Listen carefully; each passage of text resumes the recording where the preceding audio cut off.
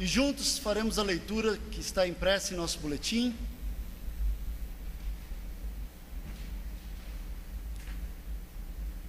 Vamos todos em uma só voz. Bem-aventurado o homem que não anda segundo o conselho dos ímpios, nem se detém no caminho dos pecadores, nem se assenta na roda dos escarnecedores. Antes tem o seu prazer na lei do Senhor, e na sua lei medita de dia e de noite. Salmo 1, versos 1 e 2. Agora estou contente. Estamos contentes porque estamos na casa do Senhor, na presença do nosso Deus, e podemos aqui, em uma só voz, estarmos louvando a este Deus que é o único, digno de nosso louvor e adoração. Assim estaremos entoando com esta alegria este hino em nossos corações. Este hino está baseado num texto de Lucas 12:15, diz assim: a vida do homem não consiste na abundância das coisas que ele possui.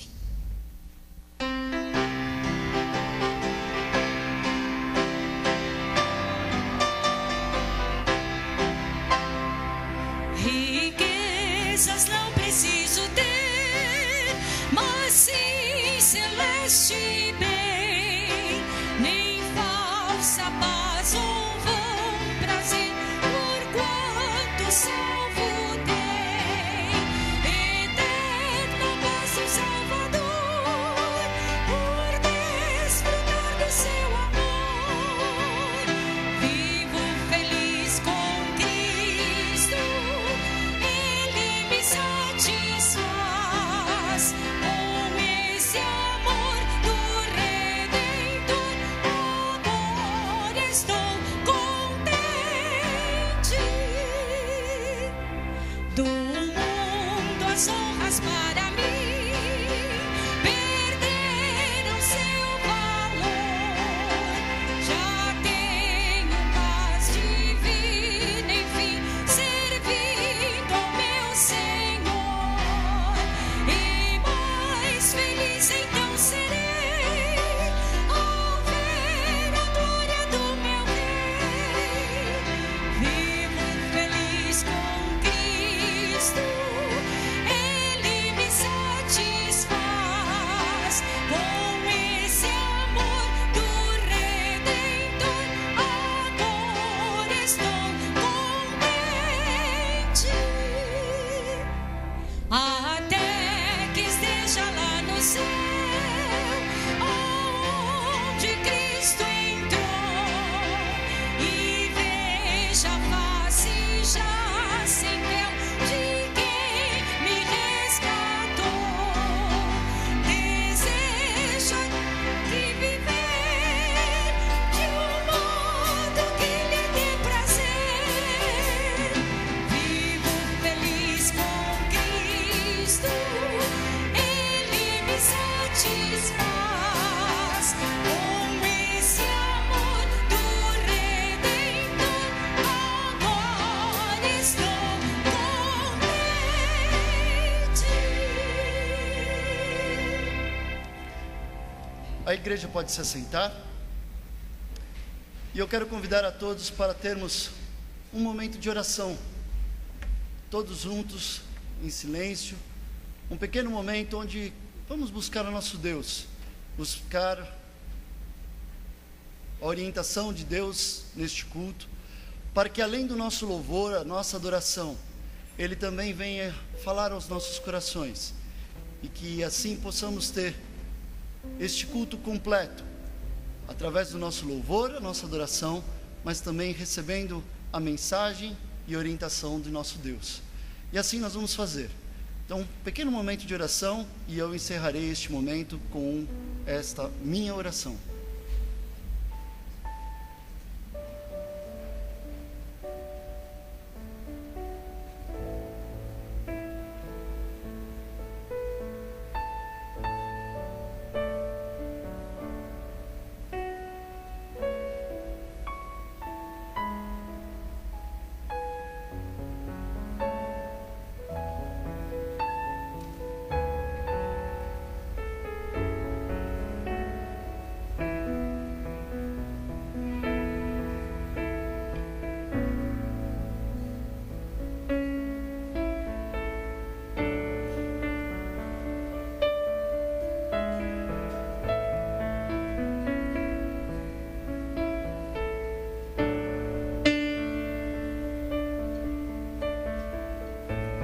Eterno Deus,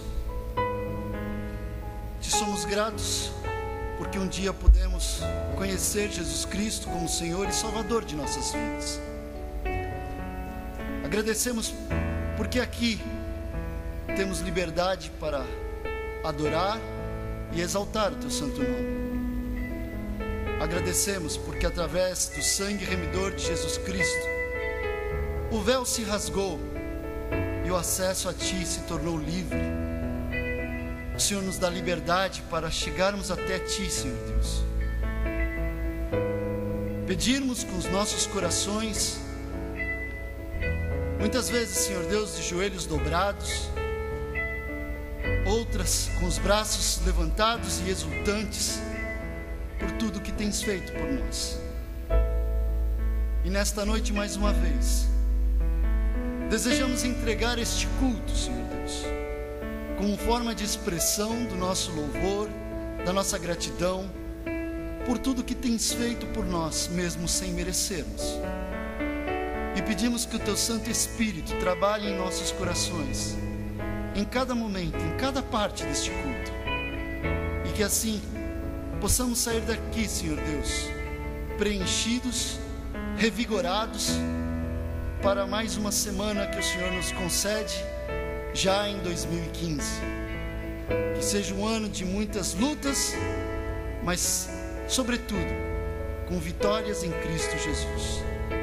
Que o nosso trilhar neste ano seja pautado em seguir o caminho que o Senhor venha a escolher para cada um de nós. É a nossa oração, é o nosso desejo, em nome de Jesus, Senhor e Salvador nosso. Amém. Amém. Coloque-se em pé. Coloque-se em pé, igreja.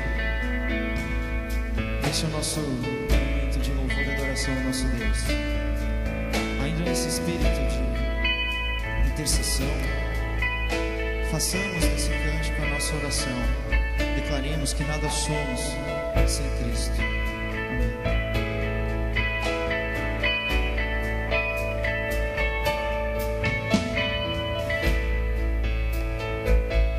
Este é o meu respirar,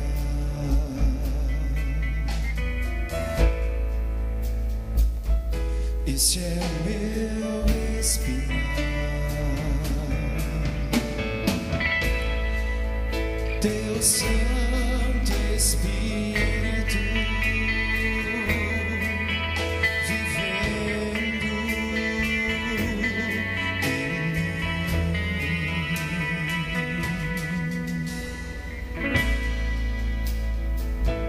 E este é o meu pão,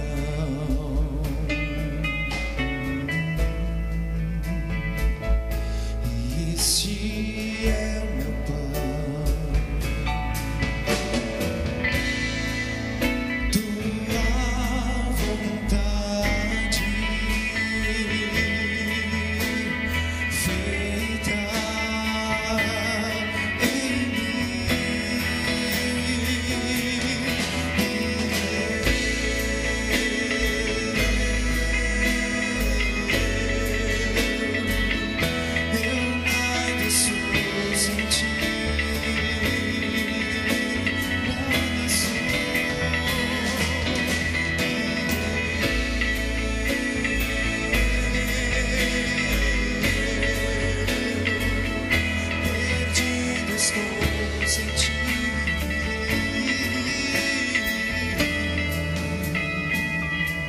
Este é meu respirar,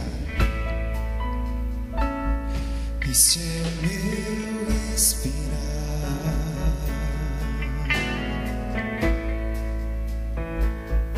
este é meu respirar.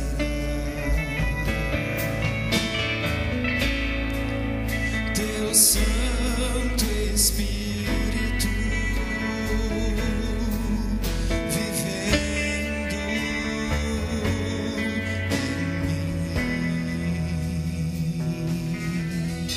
faça desta sua oração.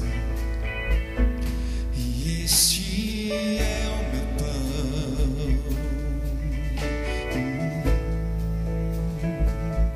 e este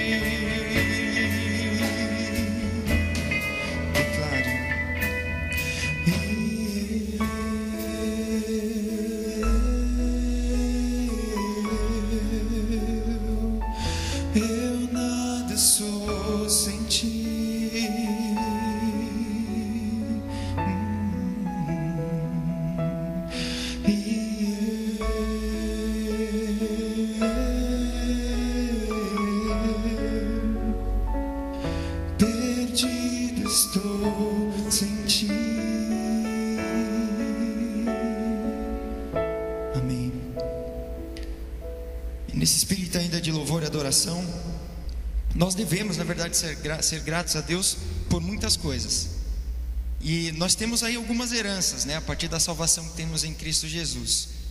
Temos tesouros, temos amigos, temos família, temos muitos irmãos. Então vamos louvar com alegria ao Senhor.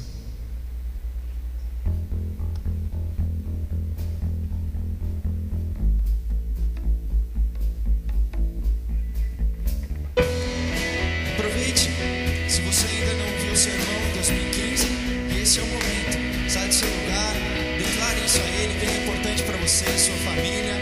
Vamos louvar juntos ao Senhor.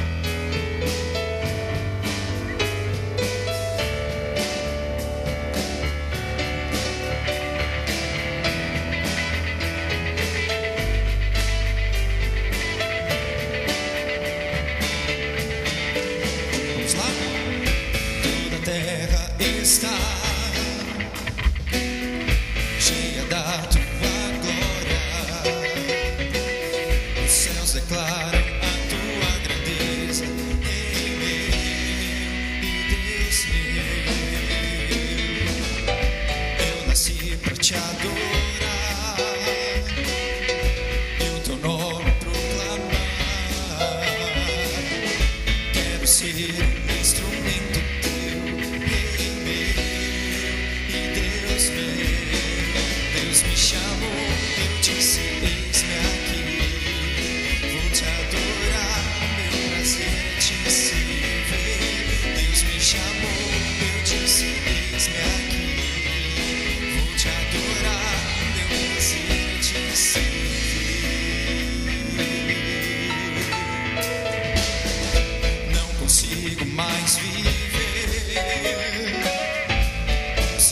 muito sem te ter. Meu coração precisa mais de ti, meu e Deus meu. Meu desejo é estar aos teus pés e te adorar. A minha vida está em tuas mãos, meu e Deus meu.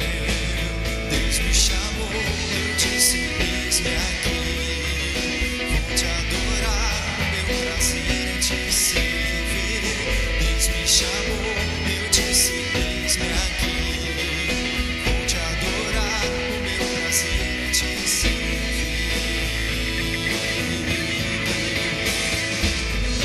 Tua vontade é o que eu mais quero. Cumpre em mim o teu querer. Tua vontade é o que eu mais quero. Cumpre em mim o teu querer. Deus me chamou, eu disse, eis-me aqui. Vou te adorar, o meu prazer é te servir. Deus me chamou, eu disse, eis-me aqui. Vou te adorar, o meu prazer é te servir.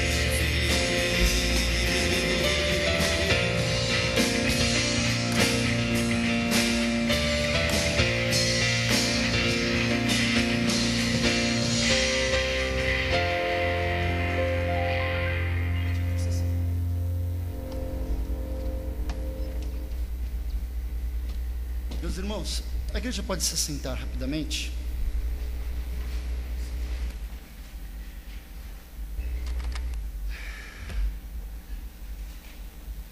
Eu estava louvando este último cântico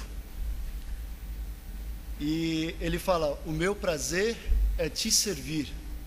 Deus me chamou e eu disse, eis-me aqui. Eu não sei o quanto você tem vivido isso na sua vida e o quanto isso pode ser uma verdade em você neste ano que se inicia de 2015. Eu vou compartilhar com os irmãos agora uma luta que eu tenho vivido nesses meus últimos anos.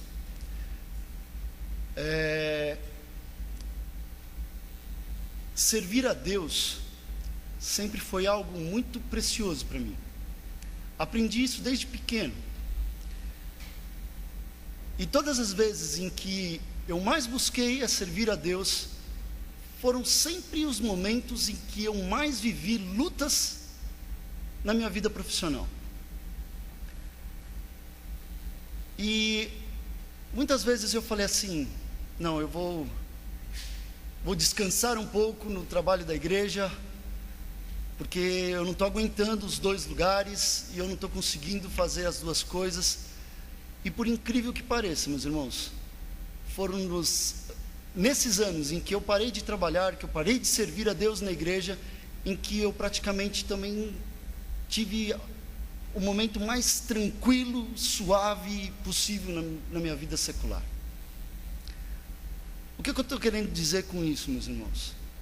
É que não existe tempo, não existe momento na nossa vida em que a gente possa dizer que, olha, este é o momento em que eu vou dedicar minha vida para Deus, ou que eu vou buscar trabalhar para Deus, ou que é o momento certo de trabalhar para Deus, porque agora eu estou com um emprego onde eu não estou sendo tão exigido, tão... Deus, Ele usa quem está trabalhando. Deus, Ele usa quem se dispõe a colocar a mão no arado. Como já dizia uma música muito antiga sobre colocar a mão no arado. Na nossa vida cristã, como Igreja Batista Ebenezer, nós temos vivido dias difíceis. Muitas vezes, como líderes de ministério, nós temos buscado quem possa servir. E muitos são os que dizem que não tem tempo, que não tem espaço na sua vida para estar aqui servindo a Deus. E ao cantar este cântico, meu coração se alegra, porque eu tenho conseguido colocar a minha vida para trabalhar na obra do Senhor. Então, eu gostaria de deixar essa mensagem de encorajamento para os irmãos. de que servir a Deus, não importa de que forma você possa servir a Deus. E nessa letra que nós falamos, nós estamos dizendo a Deus: olha, eis-me aqui e coloca-me aonde você quer. Porque muitas vezes nós queremos dizer para Deus onde nós queremos trabalhar, mas Deus quer que nós trabalhemos aonde Ele quer. Foi assim com os personagens bíblicos que nós conhecemos, desde Abraão, Moisés, Davi e tantos outros, e até mesmo os nossos heróis do Novo Testamento ali, os nossos apóstolos, todos eles estavam trabalhando onde Deus queria e não onde cada um deles queria, onde eu quero servir. Leve esta mensagem no seu coração, ore a Deus, busque a Deus, e depois procure um líder na sua igreja. Pode ser área de serviço, pode ser na área de administração, pode ser na área de evangelismo, pode ser na área de oração. Meus irmãos, trabalho não falta em Ebenezer. Temos muito trabalho. E eu gostaria que o irmão incluísse nas suas orações, todos os dias do ano de 2015, uma oração por cada um dos líderes de ministério e liderança estatutária desta igreja, para que eles consigam entender a vontade de Deus e consigam buscar em pessoas que estão dispostas a executar o melhor trabalho nesta igreja. E se disponham para estar cooperando. É fácil reclamarmos, é fácil apontarmos erros, é fácil dizermos quem está fazendo de forma errada, mas o quanto nós que estamos dizendo tudo isso, estamos nos colocando, como dizia o meu antigo pastor, estamos nos colocando na brecha, na fenda da batalha, à disposição do Senhor, para sermos usados por Ele, para a obra que Ele tem nos colocado. Nós teremos um momento de intercessão agora, e o pastor vai estar conduzindo a nossa igreja para este momento. Mas não deixe de orar um só dia deste ano pela liderança que nós temos constituída em Ebenezer. Vamos fazer como você já está acostumado. Você quer apresentar a sua vida ao Senhor, quer orar por alguém, eu vou pedir que você saia do seu lugar, venha aqui à frente. Nós vamos apresentar cada uma das vidas, a sua vida, a sua intercessão. Pode vir aqui, nós vamos orar ao Senhor nesse momento. Vou pedir que o restante da igreja fique em pé mais uma vez.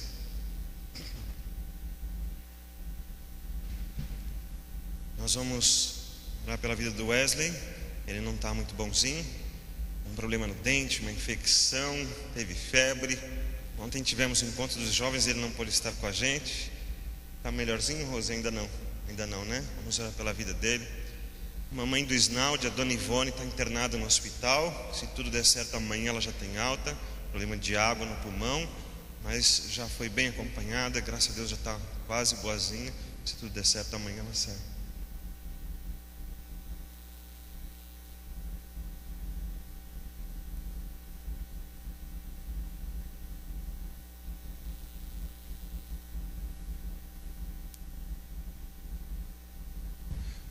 Tem muitos pedidos, então ore, peça que Deus conheça os corações, ore por essas vidas que estão aqui na frente, continue lembrando desse amor de Deus, da fé que temos em Cristo Jesus. Feche seus olhos.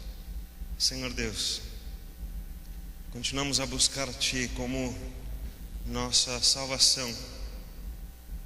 Quando buscamos a Ti, nós estamos exatamente dizendo: salva-nos, socorre-nos, ajuda-nos.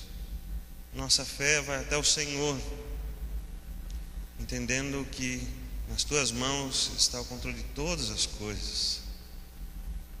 Quando Jesus andou aqui, Ele curou de muitas maneiras. Ele trouxe providências, restaurações, curas, libertações, algumas vezes com a sua presença, outras vezes com o toque, outras vezes só dizendo, e todas as coisas estavam sob o seu comando.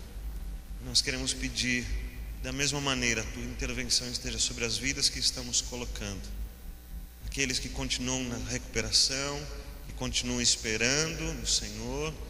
Lembro do Reinaldo, da Sônia Pereira, a a Sônia Machado, Sônia Rodrigues. Também lembro agora, Deus, daquele menino de 8 anos que estava lá na UTI, o Arthur. Quero pedir ao Senhor que o Senhor continue cuidando dele, da sua família. Traga boas notícias da tua intervenção. Quero apresentar essas vidas a Dona Ivone, que precisa da tua ajuda. E graças ao Senhor e ao teu amor e a tua resposta rápida, ela já está melhorando e podemos vê-la melhor. Pedimos que isso também aconteça na vida do Wesley, que o Senhor o alcance lá onde ele está, traga para ele recuperação, recursos, os medicamentos ou simplesmente a tua intervenção, a tua maneira de resolver.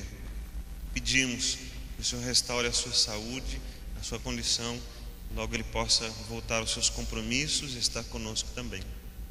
Apresento a vida da Isabel ao Senhor, que o Senhor esteja com ela amanhã, para que ela possa ver as providências do Senhor também na vida dela. Que a sua fé seja aprovada, mas que ela seja aprovada pelo Senhor, e as suas manifestações continuem trazendo consolo, esperança para ela, trazendo alegrias na tua presença. Cuide da vida do Jackson também, que o Senhor continue fazendo a tua obra e continue trabalhando no coração dele, abençoando com bênçãos que não vêm dos homens, mas venham do Senhor. Também, ó Deus, atende todas essas vidas que estão aqui à frente. Eles estão aqui representando a si mesmos ou outras pessoas numa intercessão. E eu quero lembrar ao Senhor que nós cremos em Ti, e com ousadia nós entramos na Tua presença, e quando apresentamos ao Senhor as nossas vidas, fazemos isso pelo que Cristo fez por nós, acreditando nesse amor que foi derramado pelas nossas vidas, nas misericórdias do Senhor que são a razão de não sermos consumidos. Mas não chantageamos com o Senhor, nós imploramos a Tua graça e esse amor sobre nós, e confiamos em Ti como um Pai e como um Rei e como um Deus que pode estabelecer todas as coisas.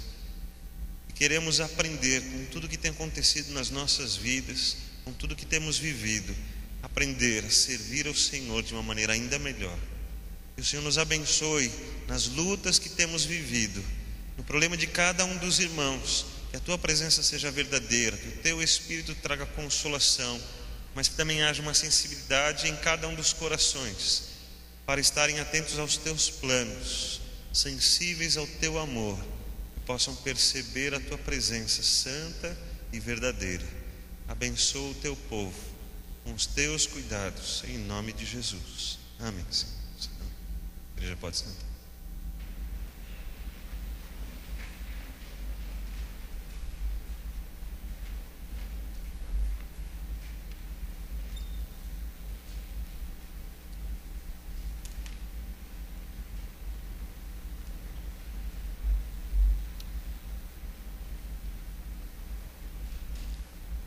Neste ano de 2015, a nossa igreja está trabalhando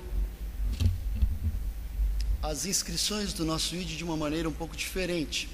Então, não sei se todos já estão cientes da forma como estamos trabalhando, mas como igreja entendemos que o ID não é só uma atividade realizada por alguns poucos que se deslocam daqui de São Paulo e vão até alguma cidade do interior para fazer o trabalho evangelístico que realizamos já há tantos anos. Mas entendemos também que é importante que todos desta igreja estejam participando de alguma forma, seja através desta participação ativa ali naqueles dias, como também através de oração, ou através do suporte financeiro, ou através do suporte a qualquer outra atividade aqui ainda em Ebenezer, enquanto a igreja está ali naqueles dias. Então é importante que todos estejam se inscrevendo ao término de cada um dos cultos que temos tido até a data do ID, para que todos estejam assim participando. Então, quem ainda não fez a sua inscrição, não deu o seu nome, para dizer, olha, eu estarei em oração, eu estarei trabalhando lá no ID durante os dias de carnaval, na área de segurança, ou no trabalho infantil, ou na evangelização, ou na área de cozinha. Muitos são os desafios. Eu tenho sempre dito isso, e cabe a cada um de nós assumirmos a nossa responsabilidade para com cada uma dessas atividades. Então não deixe de procurar a nossa irmã Fátima, que estará ao final do culto recolhendo as inscrições daqueles que ainda não o fizeram.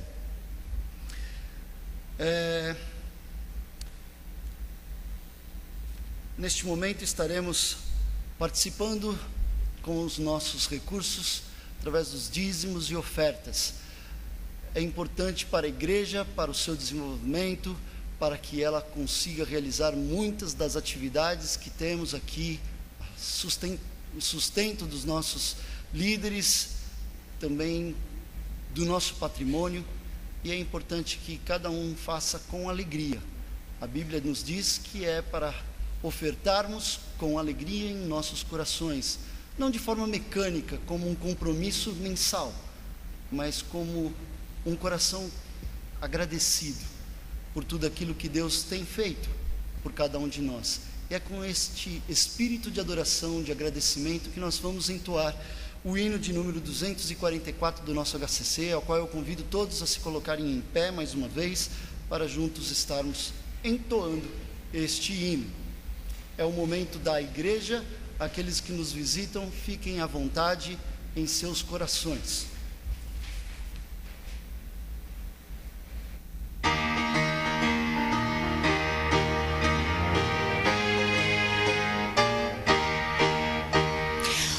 Trazei a casa do tesouro, dízimos e ofertas com amor. Consagrai-vos como bons mordomos, desfrutando as divinas promessas. Sim, provai-o, confiantes, dedicai-vos já ao Senhor, que grandes bênçãos sobre vós derramará. Quando minha fé vacila e falha, tudo se escurece ao meu redor. Com ternura meu Senhor ampara, pelo seu amor então prossigo. Se provai-o, confiantes, dedicai-vos já ao Senhor, que grandes bênçãos sobre vós derramará. Eu lhe dediquei a minha vida, todos os talentos, tempo e bens. Com 1000 bênçãos ele me sustenta, nele achei perdão e paz perenes. Sim, provai-o,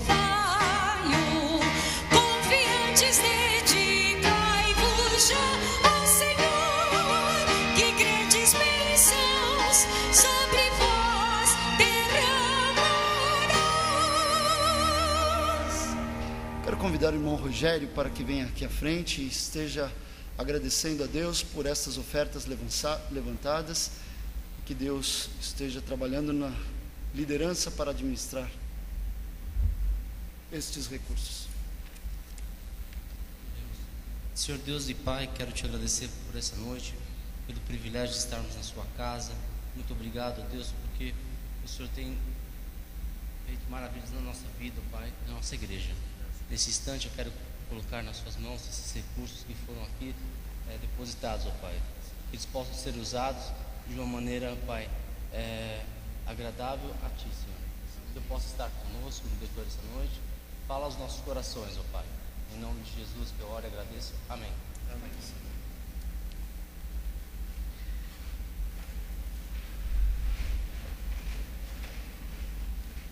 Nós teremos a inspiração musical desta noite através do nosso irmão Leandro.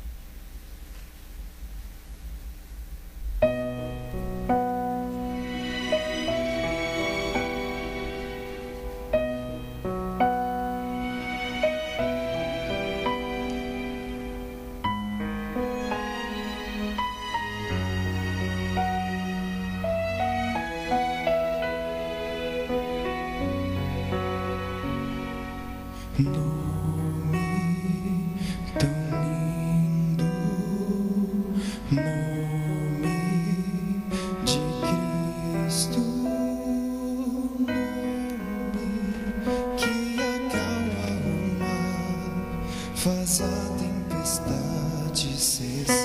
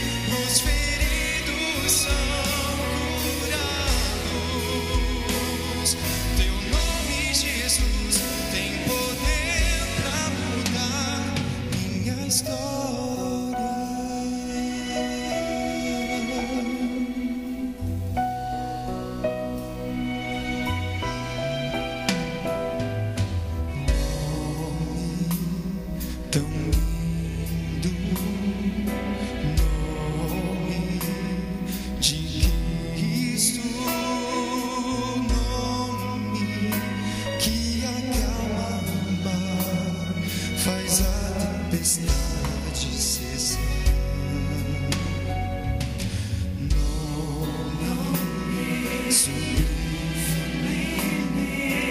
nome de glória, nome que restaura a alma, dá forças pra caminhar.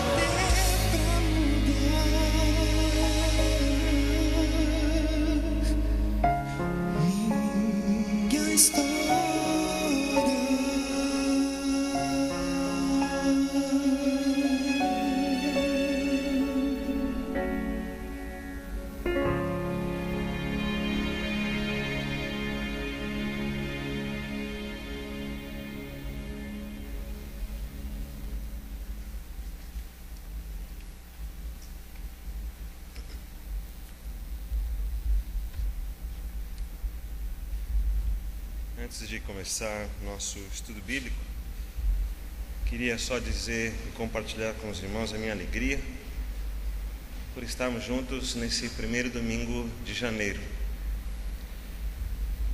quando vai chegando no final do ano e todas aquelas programações tão especiais e cantatas, eu começo a ficar preocupado com o mês de janeiro, porque aí os irmãos vão dizendo, olha, eu vou viajar, né? Outro não vai estar aqui.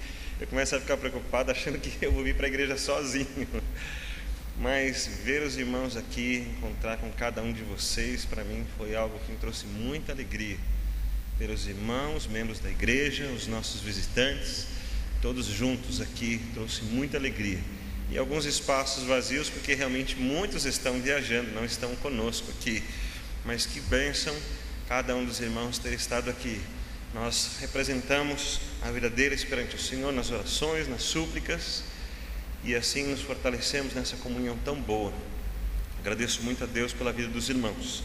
E já que falamos de viagem, eu não coloquei no boletim, mas essas próximas 2 semanas eu estarei em tempo de férias. A igreja concede férias para mim, então eu estarei um pouco mais longe dos irmãos. Longe assim, fisicamente, a gente continua unidos em Cristo. Algumas coisas a gente vai resolvendo à distância mesmo. O celular fica ligado, a internet, então às vezes a gente continua estando próximos dessa maneira. Mas alguns irmãos foram escolhidos para estarem nos próximos domingos trazendo a palavra de Deus. E a igreja continua nesse estudo da nossa EBD tão especial, falando sobre a nova aliança, estudo sobre os evangelhos, e cada domingo estudamos alguns evangelhos. Também fiquei muito contente hoje de manhã, não vi a sala daqui dos adultos, mas a sala de jovens tinha jovens de todas as idades, né? Mas tinha uma sala muito boa, um grupo muito bom de pessoas no nosso primeiro domingo, e eu fiquei muito contente. Agradeci muito a Deus por vivermos esse tempo bom na presença de Deus, onde não é só vir aqui para ser alimentado, mas é também para abençoar o irmão, para fortalecer a comunhão, estarmos juntos. Trouxe muita alegria. E mesmo quando eu não estiver aqui domingo que vem, eu vou estar assistindo pela internet provavelmente, mas eu vou ficar muito contente sabendo que os irmãos permaneceram. E aos membros de Ebenezer eu continuo dizendo, o seu lugar é aqui, né? Nessa comunhão, nesse lugar, servindo ao Senhor e abençoando a vida dos nossos irmãos. Tendo dito isso, eu vou pedir para você abrir a sua Bíblia no livro de Hebreus, no capítulo 10. E já que estamos estudando sobre a nova aliança, eu senti no coração dividir com os irmãos uma pequena parte do livro de Hebreus que fala sobre esse novo caminho. Nós vamos ler então Hebreus capítulo 10, a partir do versículo 19 até o 25, e vamos falar sobre essa maneira de olharmos para aquilo que Deus fez.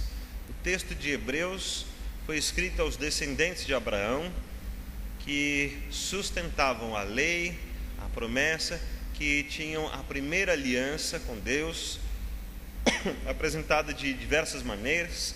Mas podemos ver Deus chamando Abraão lá em Gênesis 12, Gênesis 15, fazendo uma aliança, um pacto com Abraão, da sua descendência, da nação escolhida. Vemos Deus se manifestando a essa nação quando eles estão indo para a terra prometida, e Deus os tira do Egito e vai levando pelo deserto até Canaã, a terra prometida, e no meio do caminho lhes dá os 10 mandamentos e lhes confirma o pacto que ele havia feito, estabelece alianças com o povo, e sempre essas alianças são executadas com a morte de alguém. O sangue é derramado e é confirmada então essa aliança com o povo. Significa, e você sabe que a morte para Deus é algo que tem um custo muito grande, né? Para Deus a morte é algo terrível, e ela veio por causa do pecado. Então para Deus não é algo bom, agradável, muito menos comum. E você vai perceber isso quando você perde alguém que você ama. Para Deus é exatamente assim. Então a aliança não foi algo simples, não custou barato, não foi algo que aconteceu naturalmente, mas foi algo trabalhado com muita intensidade por Deus, algo que Deus trabalhou com muito afinco para que elas fossem conduzidas e fossem estabelecidas. Assim nós estamos vendo uma nova aliança sendo estabelecida por Deus através de Cristo Jesus. E o autor do livro de Hebreus escreve para eles, para que eles tenham esse conhecimento e possam comparar as antigas formas da lei com a nova forma da graça. Aquilo que Deus estabeleceu ao povo de Israel, as suas alianças, e de como eles vão viver nesta nova aliança. Mas para nós nos alcança também de uma maneira muito especial, porque trata como essa aliança foi feita com cuidado por Deus, como ela é muito importante para Deus, de maneira que rejeitarmos essa aliança é rejeitar algo que custou muito caro. Negligenciar essa aliança é uma ofensa muito grande a Deus. E fazer pouco caso dessa aliança também é fazer pouco caso do próprio Deus, das preocupações que Ele tem e da importância que Ele deu a nós mesmos. Vamos ler o texto, Hebreus capítulo 10, a partir do versículo 19 até o 25. Eu vou ler aqui na versão King James, diz assim: Sendo assim, irmãos, temos plena confiança para entrar no Santo dos Santos, mediante o sangue de Jesus, por um novo e vivo caminho, que Ele nos descortinou por intermédio do véu, isto é, do seu próprio corpo, e tendo um magnífico sacerdote sobre a casa de Deus. Portanto, acheguemo-nos a Deus com coração sincero e com absoluta certeza de fé, tendo os corações aspergidos para nos purificar de uma consciência culpada e os nossos corpos lavados com água pura. Sem dúvida, mantenhamos inabalável a confissão da nossa esperança, porquanto quem fez a promessa é fiel. E consideremos uns aos outros para nos encorajarmos às manifestações de amor fraternal e às boas obras. Não abandonemos a tradição de nos reunirmos como igreja, segundo o procedimento de alguns, mas, pelo contrário, motivemo-nos uns aos outros, tanto mais quanto vedes que o dia está se aproximando. Eu vou dividir esse estudo em 3 partes, e no final, depois de explicar o texto, eu quero explicar as partes. Então, inicialmente eu queria olhar versículo por versículo e entender exatamente cada uma dessas apresentações que foram feitas. Eu não sei se você entendeu todas elas, eu não sei se você captou como o autor de Hebreus está trabalhando o significado de cada uma delas, mas é impressionante como cada palavra tem uma importância muito grande nisso que ele está explicando. E eu queria que você gravasse isso no seu coração, que cada vez que você lesse esse trecho, você se lembrasse desse plano magnífico que Deus fez, desse plano quase que inacreditável, de tão especial que Ele fez. Então comece comigo no versículo 19, quando ele diz que temos plena confiança. Em algumas traduções está um pouquinho diferente, tem uma palavra específica que diz para você ser intrépido, né? Tenha intrepidez, ou com intrepidez, com ousadia, sem temores, entremos no Santo dos Santos, mediante o sangue de Jesus. Você sabe o que significa entrar no Santo dos Santos? Alguns vão se lembrar que quando Deus estava presente no meio do povo, e eles tinham desde o tabernáculo até o templo, aquele lugar especial da construção, ou ali do tabernáculo quando ele era montado, que naquela parte do meio havia o lugar santo, e havia um lugar especial chamado Santíssimo Lugar, o Santo dos Santos, que é onde ficava a Arca da Aliança. Esse lugar era separado por um véu, o que tornava aquele lugar separado, e daqui para lá é um espaço onde ninguém pode entrar, era aquele véu. O véu separava, ninguém pode entrar lá. Apenas o sumo sacerdote entrava uma vez por ano, e como eu já disse outras vezes, ele entrava com uma corda amarrada, porque se ele tivesse algum pecado, se alguma coisa tivesse na sua vida que ofendesse a Deus, e ele entrasse naquele lugar, ele morreria. E quem é que ia poder entrar lá para tirar ele? Então já tinha a corda amarrada, puxa ele para fora, que ninguém vai entrar lá, né? E era isso que acontecia. E esses dias atrás alguém perguntou para mim: mas por que as pessoas conseguiram destruir o templo depois? Como eles entraram lá e roubaram todas as coisas? Porque Deus não estava mais presente. O poder não estava naquelas coisas, mas elas representavam a presença de Deus. E quando Deus estava presente, aquilo tinha o significado, a importância, e tinha todo esse conceito tão importante da presença de Deus.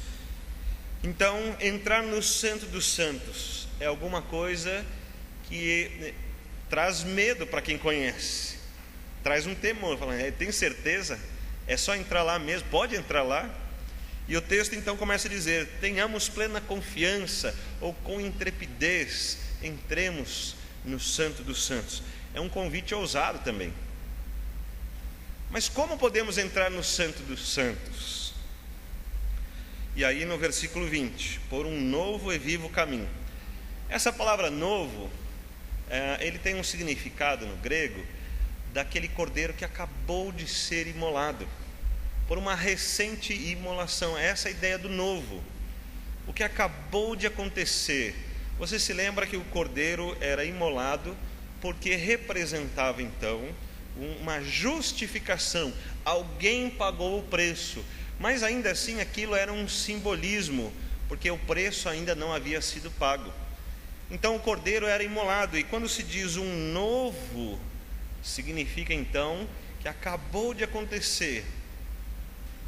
Essa é a ideia do novo. E quando fala vivo, aqui é interessante.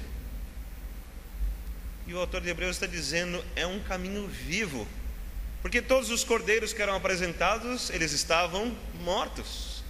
E como pode então uma ideia de acabou de ser imolado, mas está vivo? É porque nós conhecemos a história, e é isso que o autor de Hebreus está explicando. Apesar de haver uma justificação por meio de morte, por meio de sangue, de um sacrifício real e verdadeiro, nada fictício, tudo aconteceu.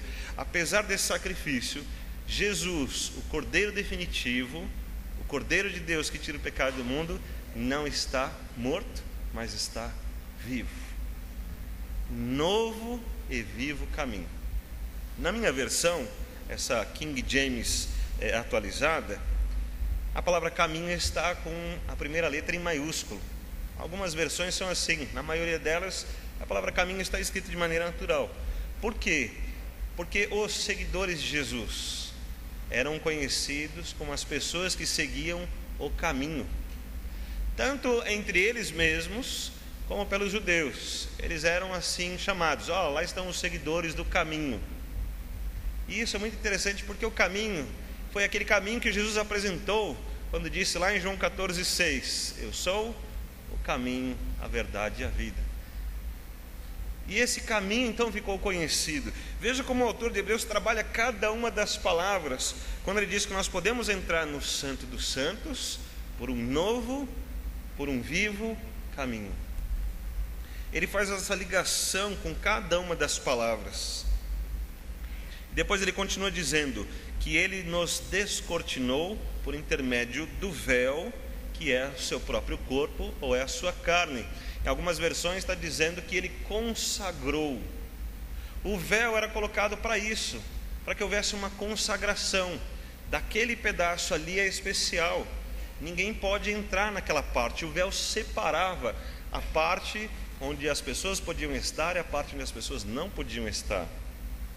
E agora o autor de Hebreus está dizendo que o corpo de Cristo é esse véu, e esse véu foi rasgado na cruz. E através dessa obra de Cristo Jesus, nessa versão que eu li, houve um descortinamento. E isso aconteceu de fato e literalmente no momento em que Cristo morre na cruz.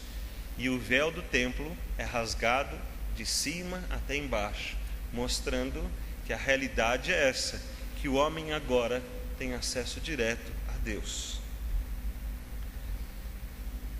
Bom, apesar de que quando a gente fala acesso direto a Deus, o judeu está muito acostumado a ir buscar, a ter um encontro com Deus sempre através de um sacerdote.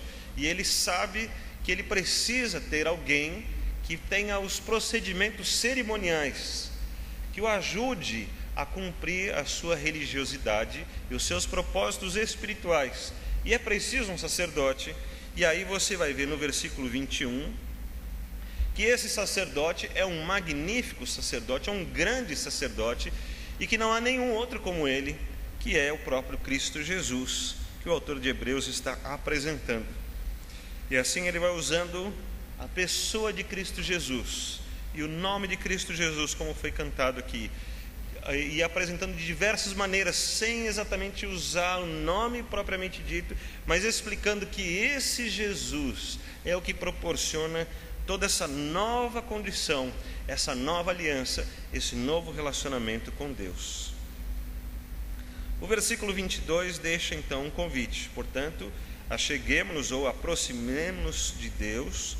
E agora ele vai colocar alguns parâmetros, ou algumas condições, com um coração sincero. Irmãos, eu tenho dito e vou continuar dizendo que sinceridade para mim não é uma qualidade. A sinceridade pode ser uma ferramenta, mas para mim não é exatamente uma qualidade. Porque às vezes somos sinceros e ofendemos as pessoas e não traz nenhum benefício. Quando dizemos, não gostei da sua roupa, eu fui muito sincero. Mas a pessoa pode falar, também não gostei dela, e agora? Às vezes a sinceridade faz com que algumas coisas aconteçam de uma forma ruim. Às vezes ela é boa. Alguém chega para você e pergunta assim, eu estou bem? E ela vai para um lugar importante, olha, e você vai falar assim, olha, não está combinando, melhor você trocar, sua sinceridade ajudou. Mas você encontrou ela na igreja, não tem mais jeito dela trocar de roupa, você fala, que roupa horrível, né? Ela começa o culto já se sentindo humilhada, triste, e sem a comunhão e a compaixão dos irmãos. Ela já vai sentar lá no fundo da igreja e falar, espero que ninguém olhe para mim. E antes de acabar o culto, ela já foi embora. Então, a gente percebe que a sinceridade pode ser uma ferramenta, mas nem sempre é uma qualidade. Mas o texto está dizendo que nós precisamos chegar com um coração sincero, sem esconder nada, sem omitir nada. Porque o fato de você não ser sincero significa que você está mentindo. E eu não estou dizendo para você, em vez de ser sincero, falar que roupa linda, né? Não estou dizendo isso. Estou dizendo que há maneiras de dizermos, há maneiras de nos comportarmos que ajudam mais do que às vezes a sinceridade. Mas o texto está dizendo que nós precisamos chegar com esse coração sincero, ou seja, sem rodeios, sem omissões. Como fazer isso? Quando a própria Bíblia diz que nós somos pecadores. Também o texto continua dizendo, com absoluta certeza de fé. Bom, a fé já é uma coisa certa, é aquilo que nós cremos, que temos certeza. E o texto continua dizendo, certeza de fé. É algo então que não tenha dúvida nenhuma. Como você chega diante de Deus, tendo plena convicção e certeza de fé que está tudo bem, que você pode chegar diante de Deus? Você lembra de Isaías?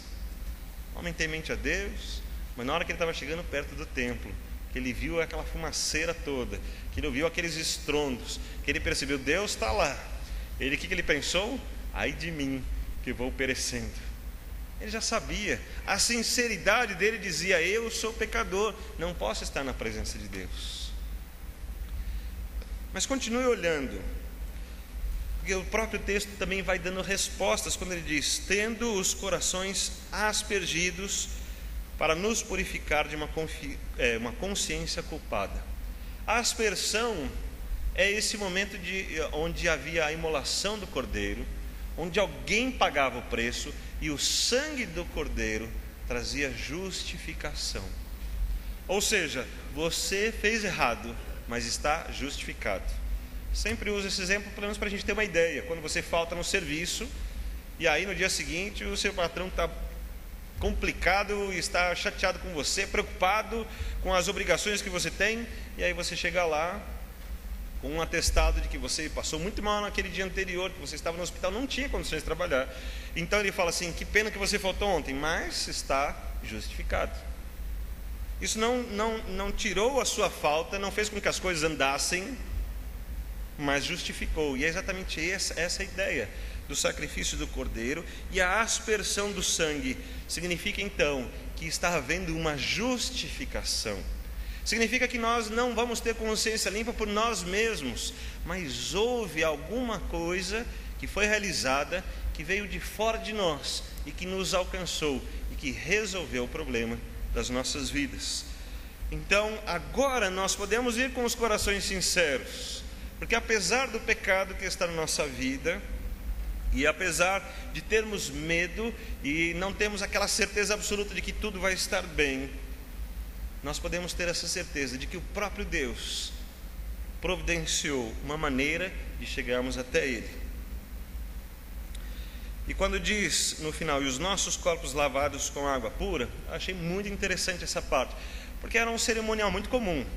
Você está vindo, você é um morador lá de Canaã, que hoje chamamos de Palestina, e você, uma vez por ano, vai até o templo e vai oferecer os seus sacrifícios, vai cumprir as suas obrigações religiosas, vai participar das festas cerimoniais, e aí você está indo na sua viagem, e não tem carro, nem trem, nem metrô, e você vai de burrinho, ou vai a pé mesmo, e quando você chega lá, você está sujo, cheio de poeiras, e não pode apresentar-se a Deus dessa maneira.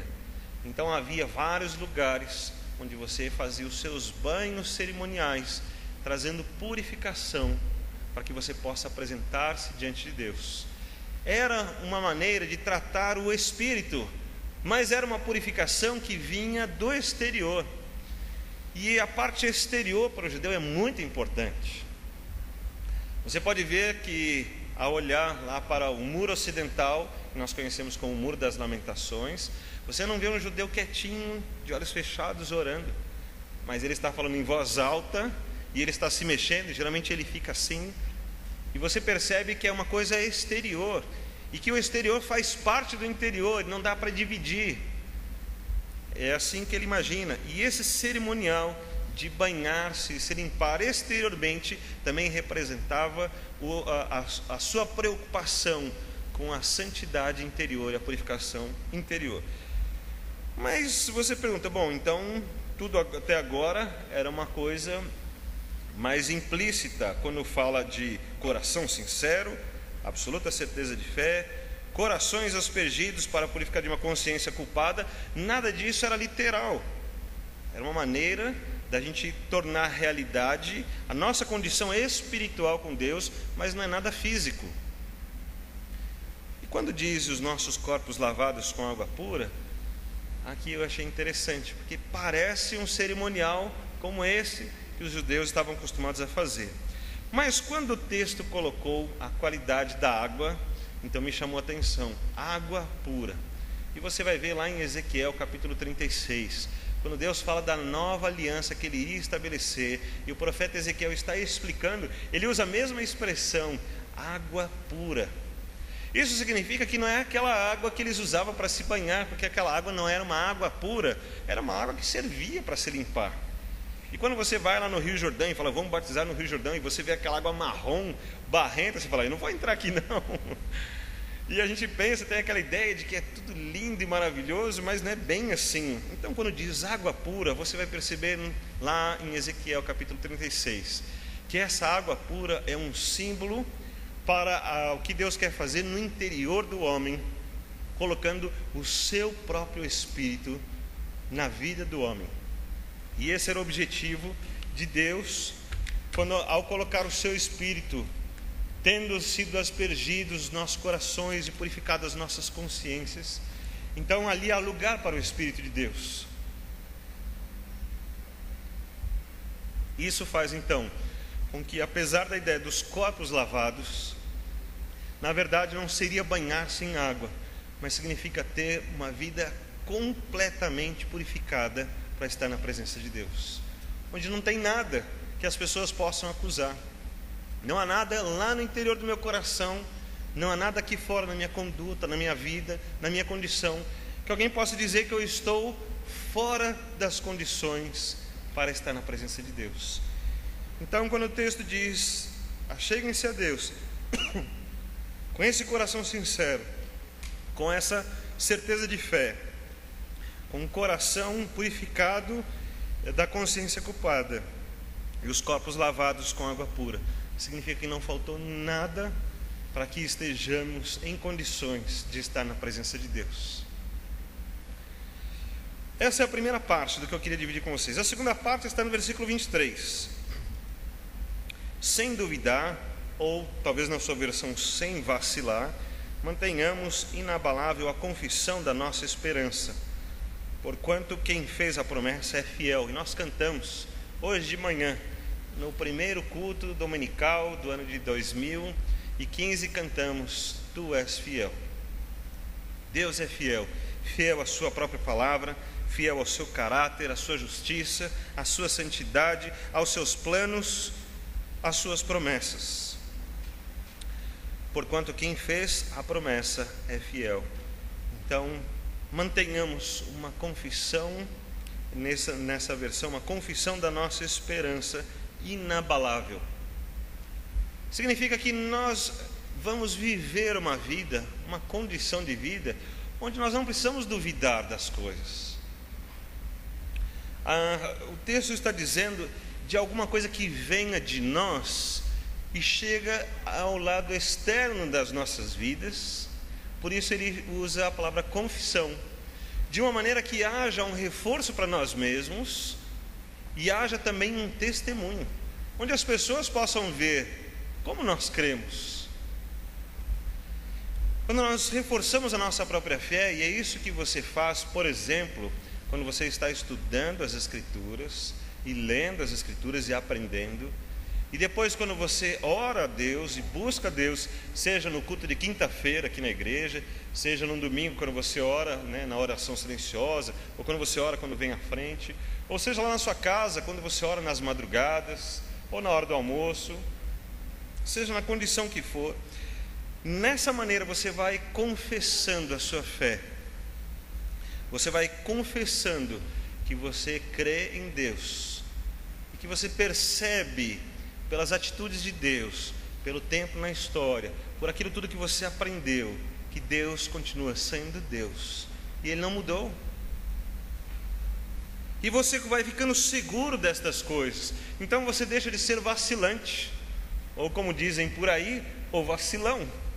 Deixa de ser aquela pessoa que está se perdendo o tempo todo, instável, inconstante, mas você torna-se alguém firme, íntegro, como nós pregamos alguns domingos atrás, e você ainda pode fazer com que outras pessoas conheçam a sua esperança, e eles vão ver que a sua esperança, a sua fé não é também algo vacilante. Irmãos, lembre-se de uma coisa importante que eu vou dizer: as pessoas não precisam acreditar no que você está dizendo, mas elas podem acreditar no que você está vivendo. Elas podem dizer assim: eu não quero isso para mim, não quero acreditar nisso. Mas é triste quando alguém fala assim: você prega isso, mas você mesmo não acredita, você não vive isso. Aí é terrível. Ela pode não acreditar para a vida dela, mas aquilo que confessamos, ela precisa acreditar que nós vivemos. Ela olha para nós e fala assim: olha, realmente, aquele ali é um seguidor de Cristo, dá para perceber. Quando você ensina a pessoa que ela deve confiar a vida dela a Deus, ela precisa ver que você confia dessa maneira, que a sua vida está entregue a Deus. Quando você diz que crê em Cristo Jesus, ela tem que ver que você realmente crê em Cristo Jesus. Quando ela aprende que ela precisa arrepender-se dos seus pecados, ela precisa ver que você se arrepende dos seus pecados. E quando você diz para ela: você precisa fazer uma oração de arrependimento, onde você peça perdão a Deus, ela precisa ver que você ora e pede perdão a Deus dos seus pecados. Ela precisa aprender com você, ela precisa acreditar na sua vida. Pode ser que ela diga: eu não quero isso, mas quando ela vir a sua vida, ela vai ver que realmente isso é verdade.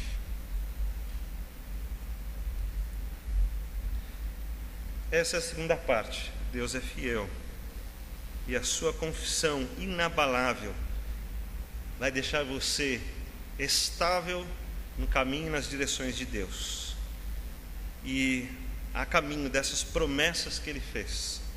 Essas promessas eu já começo a visualizar, inclusive aquelas promessas escatológicas, quando as coisas vão chegar lá no final, e nós como igreja estamos indo lá para o final de todas as coisas, para aquele dia do julgamento, onde as ovelhas e os bodes serão separados, onde haverá Deus recebendo de braços abertos os seus filhos, Cristo como juiz dizendo: seja bem-vindo.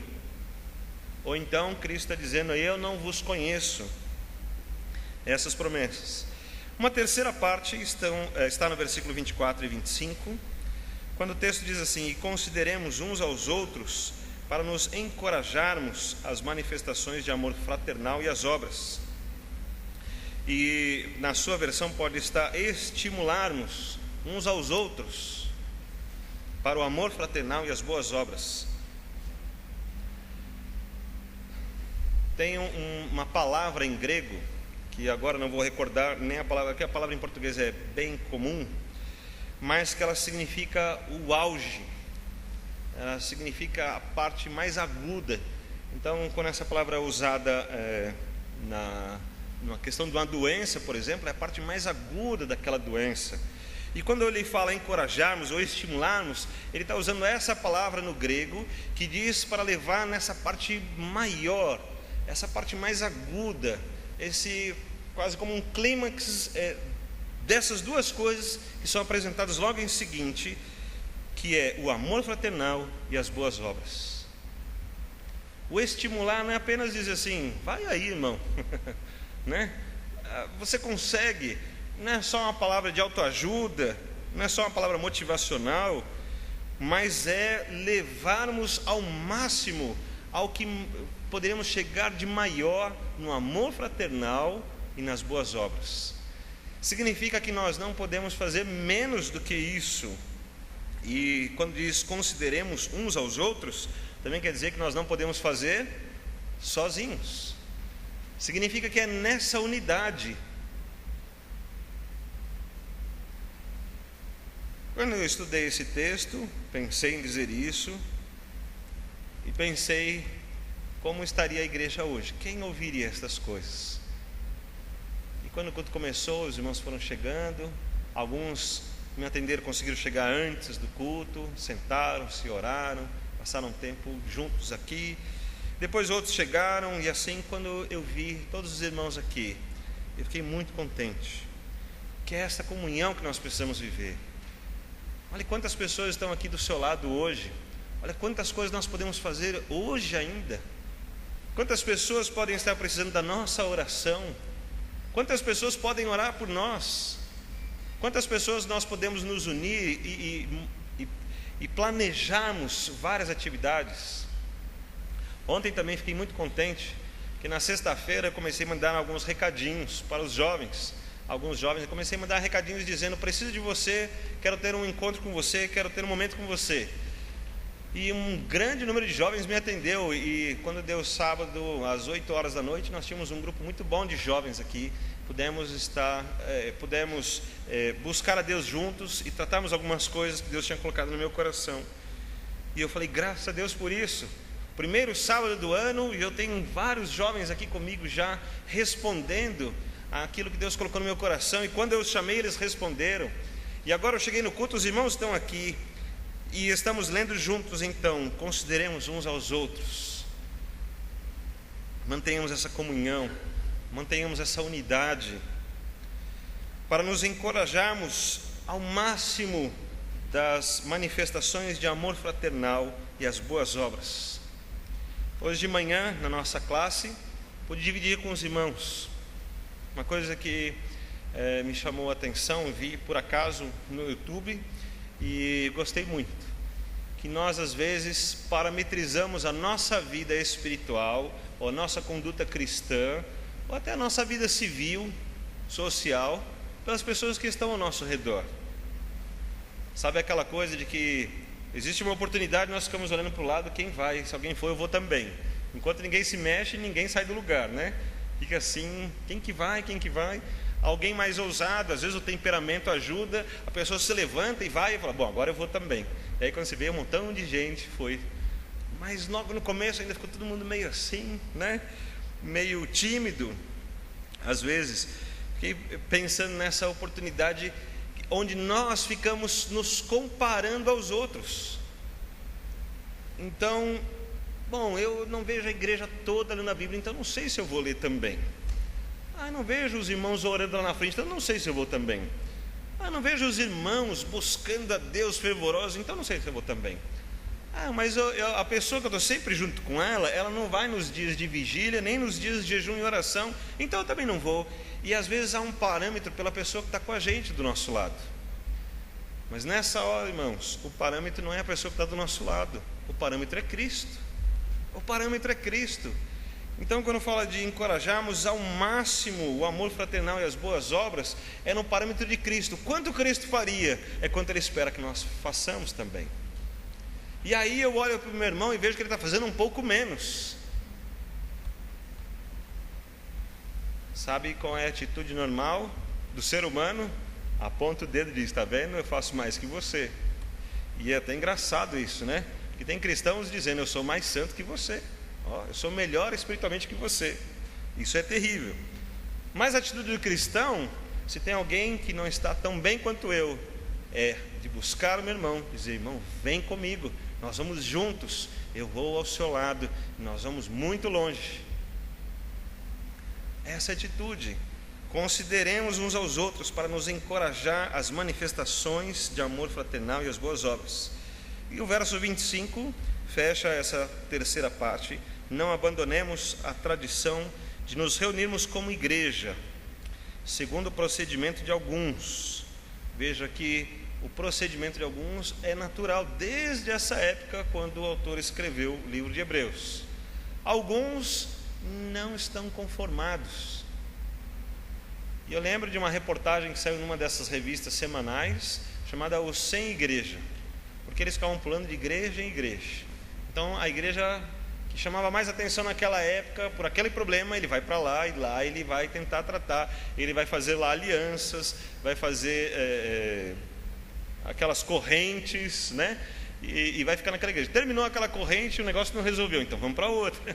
E assim ele vai pulando de igreja em igreja, tentando alcançar os seus propósitos. Às vezes ele vai dizer loucamente, como eu já ouvi de muitos: não, eu não preciso de igreja, eu estou bem com Deus. Não existe ficar bem com Deus se nós não formos o corpo de Cristo. O corpo de Cristo não tem células separadas, mas o corpo de Cristo é um corpo que está unido. Quando a gente diz não preciso dos irmãos, não quero ter comunhão com os irmãos, nós estamos também dizendo não quero ter comunhão com Cristo, não preciso de Cristo, porque é o mesmo corpo. Os membros, o tronco e a cabeça é um corpo só.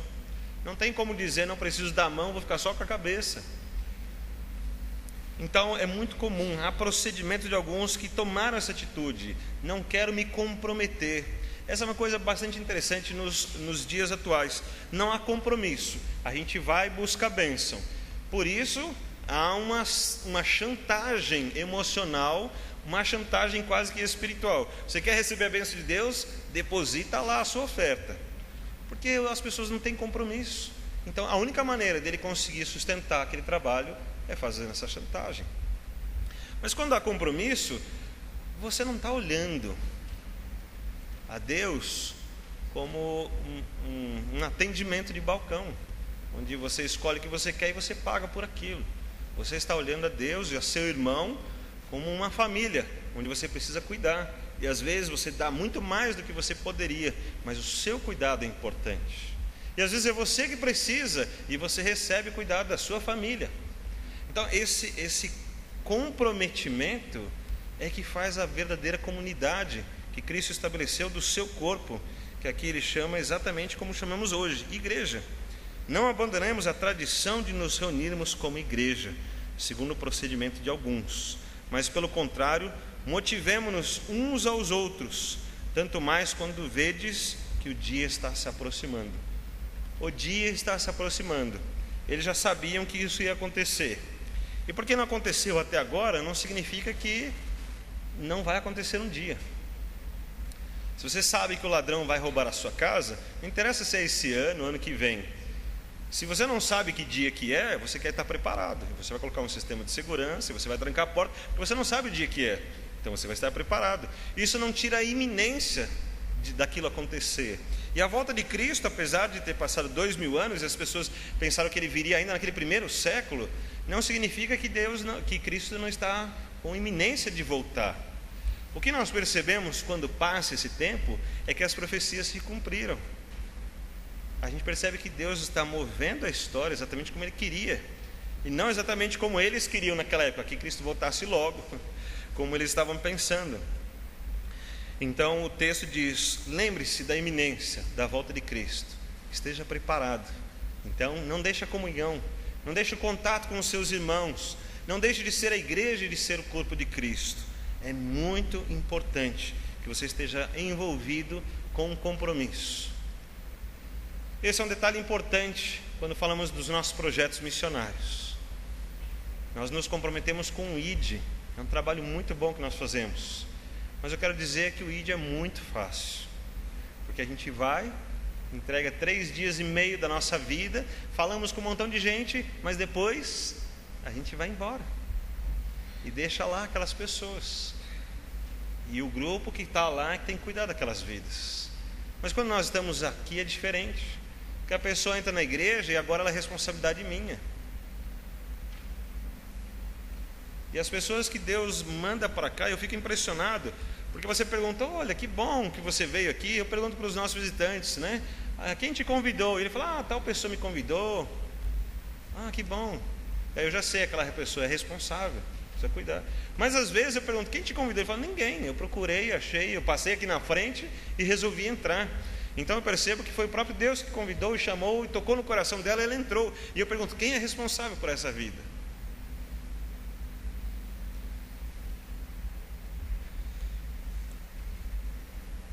O autor de Hebreus está dizendo que é preciso haver um compromisso, aquela tradição de nos reunirmos como igreja.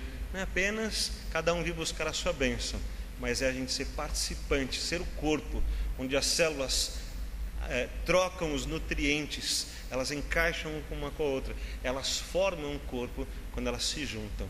É esse o objetivo que o autor de Hebreus está colocando para nós.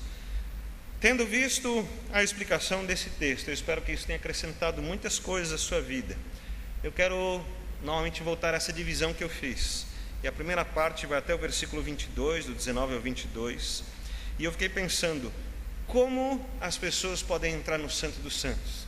Não é por uma conquista pessoal, onde elas mereceram. Eu mereci, sou uma boa pessoa, não desejo mal para ninguém, nunca matei ninguém, então eu mereço estar diante de Deus, na presença de Deus. Isso não é verdade. Também não foi pela força, não foi pela conquista, eu vou chegar lá e eu vou conseguir, Deus vai ter que me atender, Ele vai ter que me receber. Também não foi assim. Mas você vai perceber que é uma atitude de humildade, uma atitude que eu chamaria hoje aqui de servo. E a primeira palavra que eu destaco em tudo isso que nós vimos até o versículo 22 é a servidão. No versículo 23, quando diz para mantermos inabalável a confissão da nossa esperança, é que as pessoas precisam ouvir aquilo que cremos, e elas precisam ouvir mais ainda pelas nossas atitudes do que pelas nossas palavras.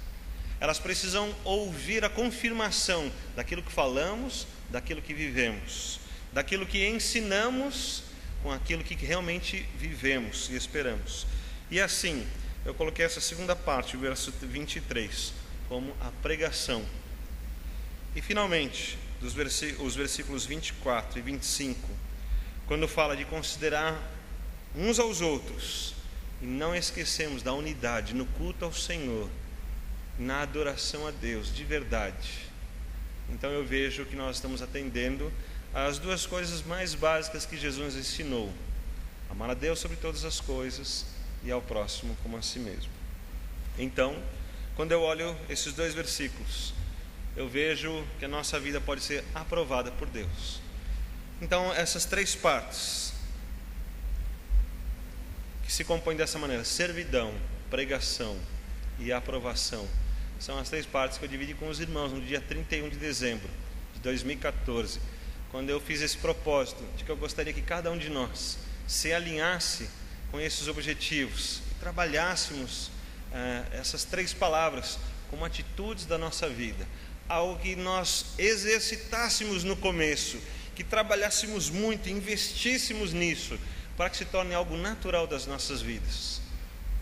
Servidão, servos dispostos a servir, mas que por causa disso, tendo olhado para Cristo, aquele que abriu o caminho, nós vamos como auxiliares e seguidores e servos, e servimos a Cristo e servimos os irmãos,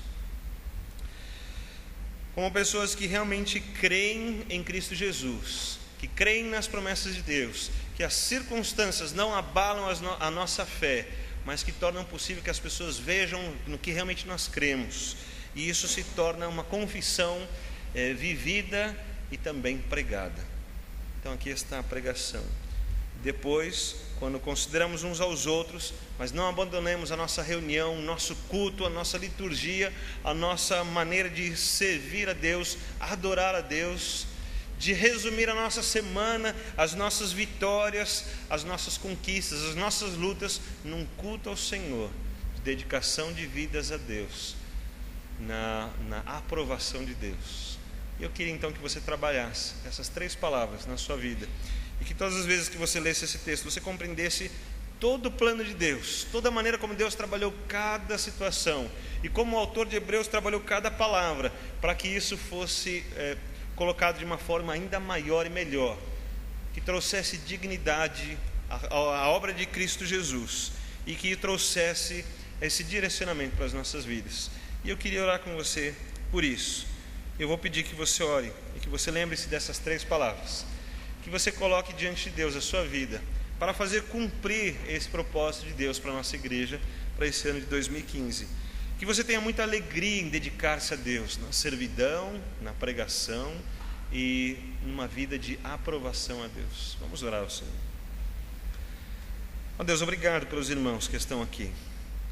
Obrigado porque nesse primeiro domingo de 2015, no meu coração não houve decepções, mas houve surpresas agradáveis, de encontrarmos aqui os irmãos, temos aqui pessoas que estão conosco hoje, de estarmos juntos, unidos diante do Senhor, nesta comunhão, exatamente como o Senhor disse através do autor de Hebreus aqui no verso 25, quando não deixamos de nos congregar, quando não deixamos, ó Deus, a comunhão como algo, não deixamos que nos perdêssemos da comunhão, mas fizemos disso algo que merece as nossas prioridades, os nossos cuidados, as nossas preocupações. Obrigado, Deus, pelos propósitos que o Senhor estabeleceu para nós. E quero dizer, ó Deus, em nome de toda a Tua igreja, que nós queremos nos comprometer com o Senhor, entendendo tudo o que o Senhor fez, todo esse cuidado para o Senhor estabelecer essa nova aliança. E a maneira, ó Deus, como vimos hoje, onde cada palavra representa algo melhor e maior do que Cristo fez, onde exalta a grandeza do que Cristo fez.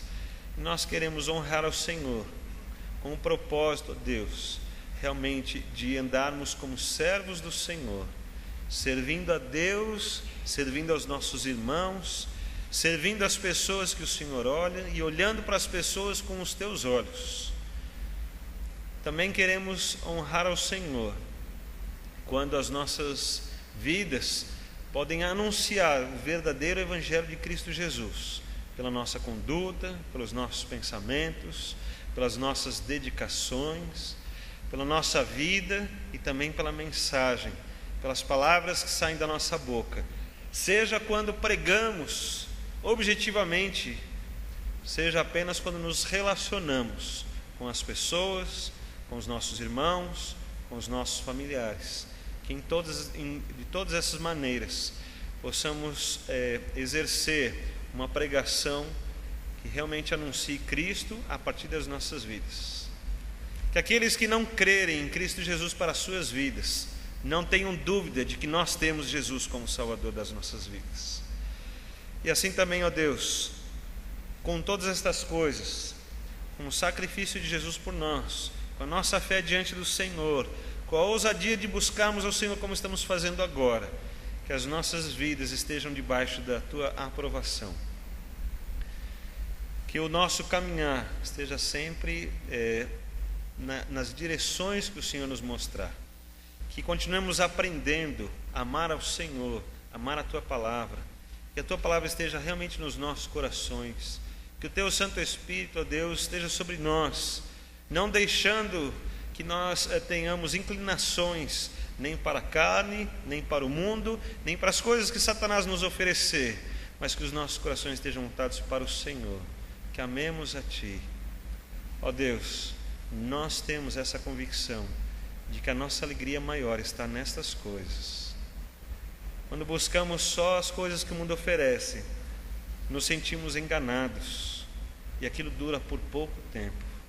Mas quando buscamos ao Senhor, então nos sentimos seguros, e sabemos que tudo que alcançamos tem uma representação eterna nas nossas vidas, e aquilo que o Senhor alcançou para nós durará por toda a eternidade.